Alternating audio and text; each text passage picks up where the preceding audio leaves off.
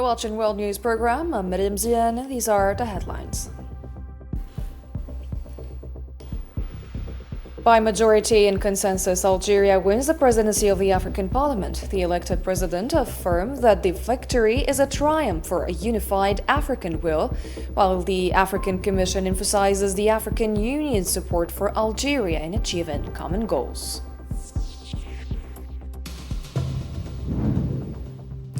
On International Workers' Day, the Algerian president affirms that significant steps have been taken to secure an emerging economy and stresses the continued support for purchasing power and the preservation of the social character of the state. On the 23rd day of the truce between Iran and the United States, the Iranian supreme leader says that the U.S. presence in the Gulf is the main factor of instability. Trump says talks with Iran continue over the phone, and Tehran warns of a long-term conflict if it is subjected to a new attack.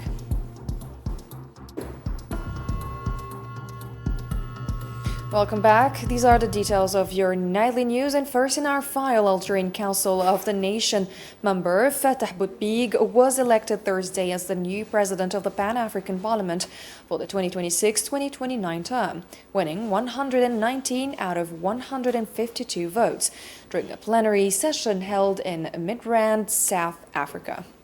His election follows a strong backing within the North African body, where he had already secured 19 votes against four other candidates. This marks the first time Algeria will lead the African Union's legislative body since its inception in 2004.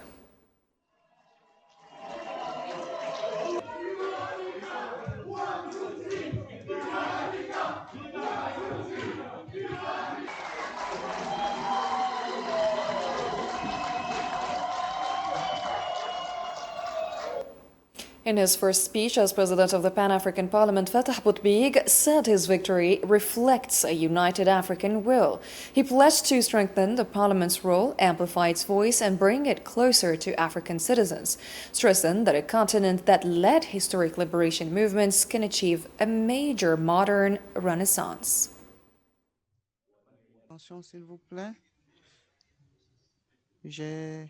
إن هذا الفوز لا يمثل أبداً. This victory does not in any way represent a personal triumph, but rather a triumph of the will of a single, united Africa, and a firm belief that our continent, which gave birth to the greatest liberation movements, is today capable of achieving the greatest renaissance in modern history. Ladies and gentlemen, we meet today at a pivotal historical moment in the history of our continent, a moment that calls upon us to invoke the spirit of struggle, the authentic African struggle, the spirit of those who said that Africa will not be free unless it is united, strong, and sovereign in its decisions. The newly elected Pan-African Parliament president said Algeria under President Abdelmadjid Tebboune continues to play a key role in supporting African causes, promoting peace, advancing economic integration, and encouraging African-led solutions to African problems. إن الجزائر بقيادة فخامة الرئيس عبد المجيد تبون. Algeria, under the leadership of His Excellency President Abdelmadjid Tebboune, will continue to play a pivotal role in supporting African causes, strengthening peace, and advancing toward economic integration, while upholding the approach of African solutions to African problems. This role is not circumstantial, but rather an extension of a long history of struggle and a steadfast commitment to the causes of liberation and unity. In the same context, Fatah Boutbig added that the Algerian president has made Africa a core principle and its unity an irreversible choice, showing through actions that Algeria is driving force for the continent and a strong advocate for its dignity and people's rights in all forums. في هذه اللحظة الفارقة أقف بكل اعتزاز لأوجه تحية تقدير وعرفان. At this decisive moment, I stand with great pride to extend a tribute of appreciation and gratitude to His Excellency, the President of the Republic, Abdelmadjid Tebboune, President of the People's Democratic Republic of Algeria, who has made Africa a principled priority and its unity an irreversible choice. He has consistently given special attention to the African continent and, in every form, has emphasized the necessity of strengthening solidarity and integration among its countries. Algeria has indeed proven in both word and deed that it is a beating heart of Africa and the sincere voice that defends its dignity and the rights of its peoples in international forums. The African Union Commission Chair Mahmoud Ali Yusuf congratulated Fatah Boutbig on his election, praising his sense of responsibility and affirming that the Union and Pan-African Parliament members will support him in achieving shared goals.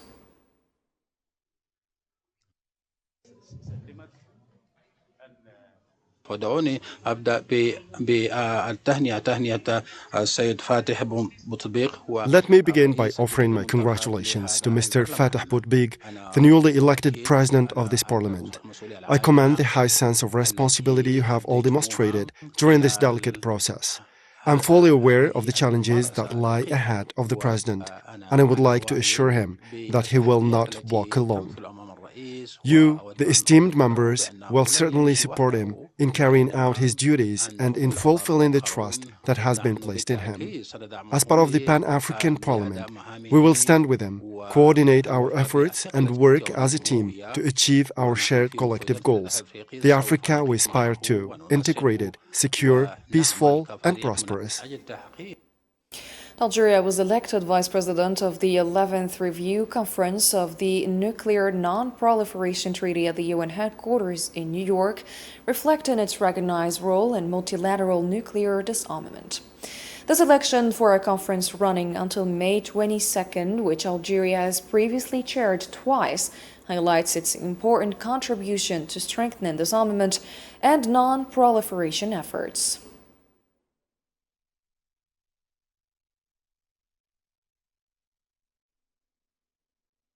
Algeria recalled that its territory was the scene of 17 French nuclear tests in the 1960s, whose radioactive effects spread over more than 3,000 kilometers.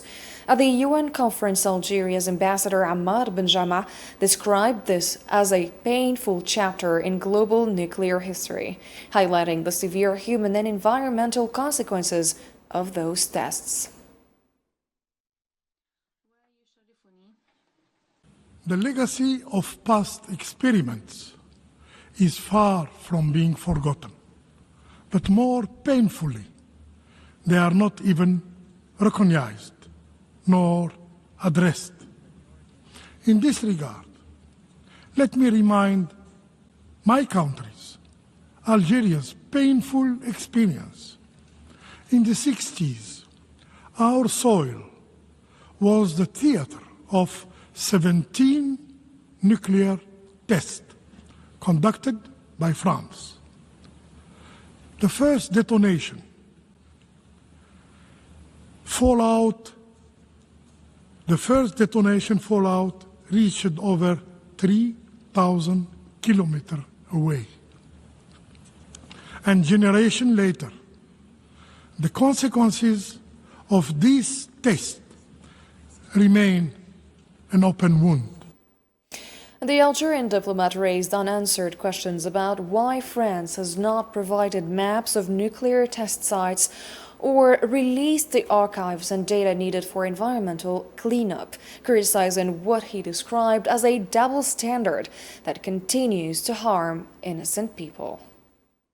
A decade later, the IAEA still recorded elevated radioactivity in these areas.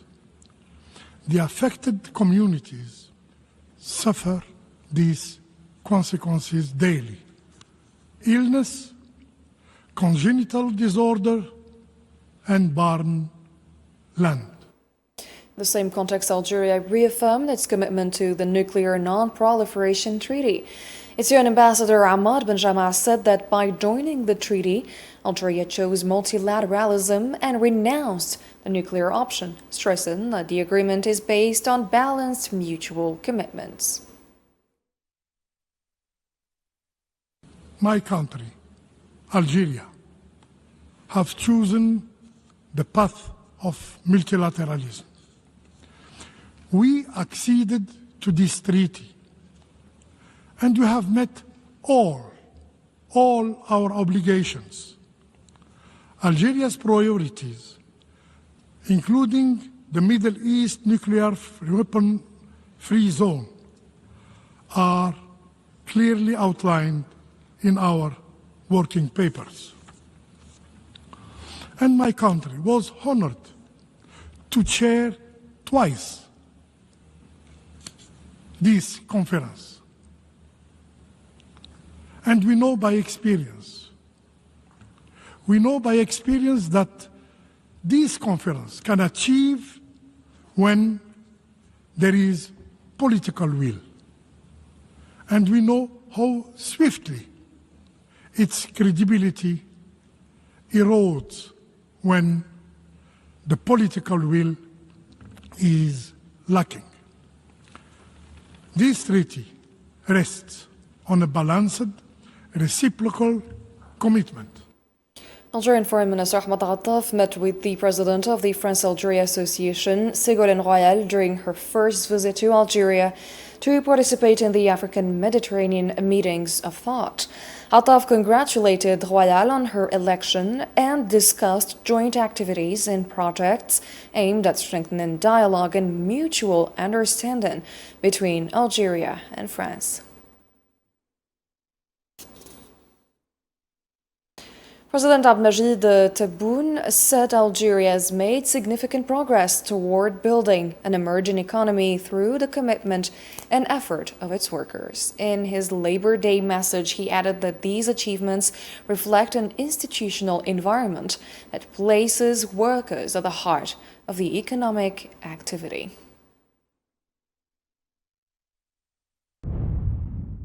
Algerian workers are celebrating their International Day on International Workers' Day. Thanks to their commitment and efforts, our country has made significant progress toward achieving the goal of building an emerging economy after establishing an institutional climate that places workers at the core of economic activity. Through investment in human capital and national expertise, driving this new momentum, with a spirit of dedication and challenge, they have overseen and successfully delivered major structural projects and programs across vital sectors, including energy, mining, water, agriculture, startups, and entrepreneurship. This path reflects loyalty to Algeria, to the sacrifices of its people, and their aspirations.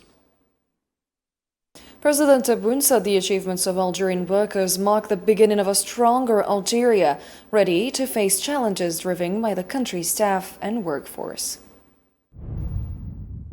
The path of loyalty to Algeria, to the sacrifices of its people and their aspirations, initially required prioritizing urgent measures to address a fragile and difficult general situation that prevailed, an economy close to collapse, a tense social climate marked by uncertainty, fractured trust, and diminished state of authority at all levels. Today, this trajectory, supported by a growing portfolio of strategic investments, has overcome the constraints of its early stages. The achievements realized by our workers, such as the Western Mining Railway line, along with projects currently underway, including the Integrated Phosphate Project, the Zinc and Lead Project in Ouadamizur, the railway network, and completed and planned seawater desalination plants, symbolize Algeria's strong entry into a new phase of challenges. These are led by the country's executives and workforce, who consistently demonstrate their ability to raise the level of ambition. President Abdelmajid Tebboune also reaffirmed state support for social aid and basic goods and called for stricter action against speculation, price instability, and artificial shortages, stressing protection of workers and retirees' rights and dignity. As I recall these efforts and other measures whose positive impact is felt across the labor sector, particularly in improving living standards and making Algeria among the countries with the most extensive social protection and courage, I reaffirm that the state will continue to uphold social transfers and support for widely consumed goods. The government is called upon to remain vigilant and firm, deploying legal and regulatory mechanisms to combat speculation, unjustified price volatility, and artificial shortages that burden families in order to preserve the social character of the state. I reaffirm the state's firm commitment to strictly safeguarding the rights of workers and retirees and to preserving their dignity. This commitment requires officials at all levels to ensure the well-being of the Algerian family, which is guiding its sons and daughters toward a path of sustainable development in an open and productive country, one that values effort and regards work as a cornerstone of citizenship. Moving on to developments in the Middle East, Iranian leader Mojtaba Khamenei said the U.S. presence in the Gulf is the main cause of regional instability and claimed its bases are unable to protect themselves. In a message marking Persian Gulf National Day, he also said regional populations have recently shown greater resilience and awareness, praising what he described as the Iranian Navy, Army, and Revolutionary Guard forces.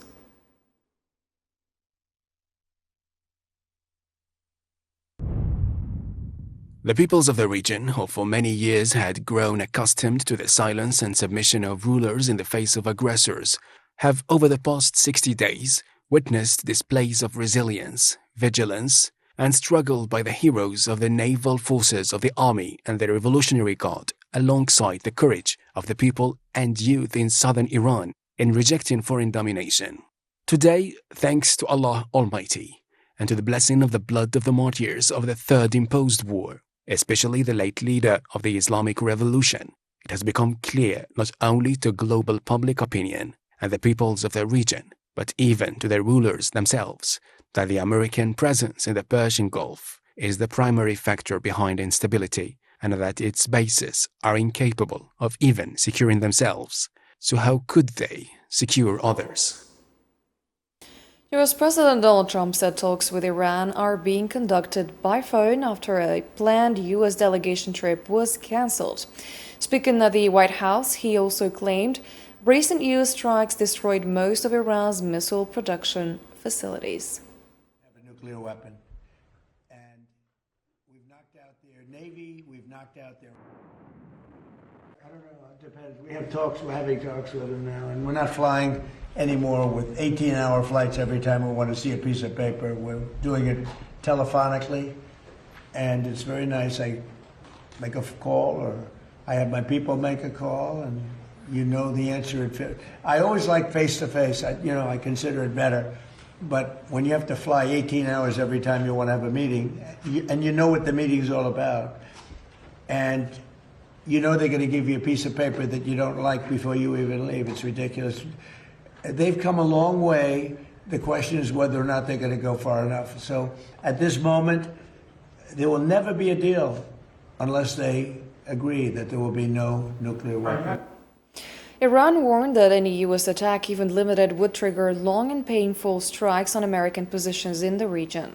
According to state media, a senior Iranian Revolutionary Guard commander also said the U.S. has already seen what can happen to its bases and warned the same would apply to its warships.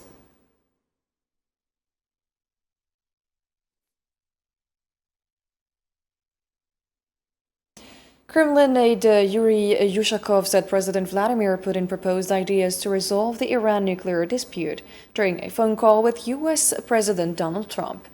Yushakov did not disclose details, but warned that renewed conflict in the Middle East would have serious consequences, adding that Russia supports diplomatic efforts and has put forward proposals to help settle the issue peacefully. 9 people were killed and 23 injured in Israeli airstrikes on towns in southern Lebanon. Lebanon's Health Emergency Center reported 4 deaths in Jibshit, including children and a woman, and 9 injuries, 4 deaths in Toul, including 3 women, with 11 injured, and 1 woman killed with 3 injured, including a child in Haruf.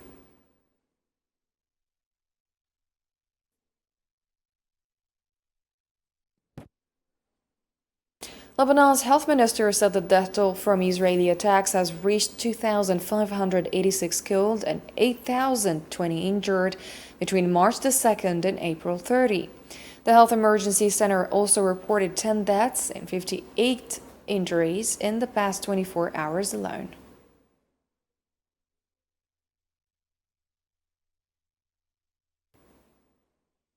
Hezbollah said it carried out several decisive operations against Israeli forces in southern Lebanon. In a statement, it said it targeted Merkava tanks in Bint Jbayl and Qantara using drones, claiming direct hits, and said the attacks were in response to Israeli ceasefire violations and strikes on civilians and homes in the south.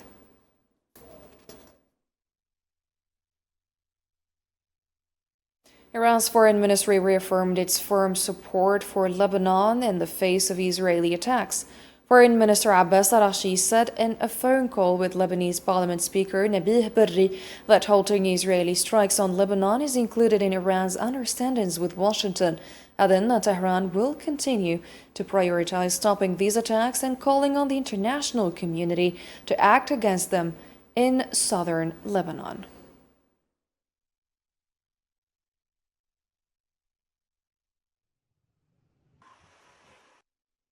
President Abdelmajid Tebboune awarded the Algerian Cup trophy to USM Alger captain Saadi Redouani after their 2-0 win over CR Belouizdad in the final at Nelson Mandela Stadium in Berraqi, Algiers.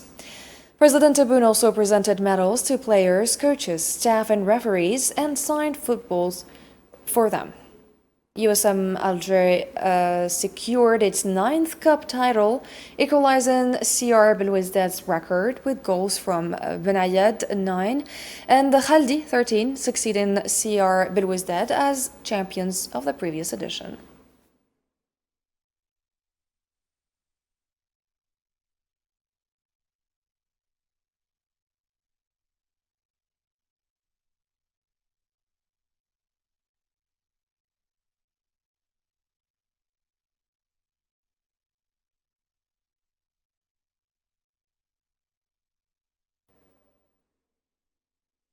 To wrap up on a lighter note, the 15th edition of International Cultural Festival of Symphonic Music opened today at the Boualem Bessaïh Opera House in Algiers. The event, which will last until May 7th, brings together participants from 21 countries, showcasing both international and local symphonic talents. This year's edition pays tribute to late composer Nubli Fadel, with the Czech Republic as guest of honor.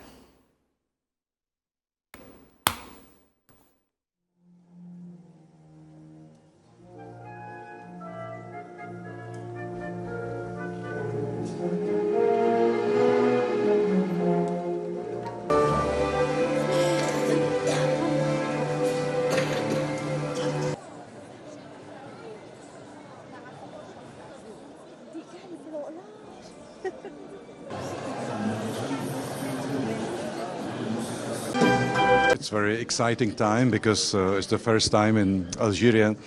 I think it's for the whole orchestra, and we are very happy to discover the local culture and of course the new building, which is wonderful. And also we are very excited to play with our colleagues, musicians from Algeria. And I think it's a great idea to put the orchestras together, Czech and Algerian, and it's very exciting to play together.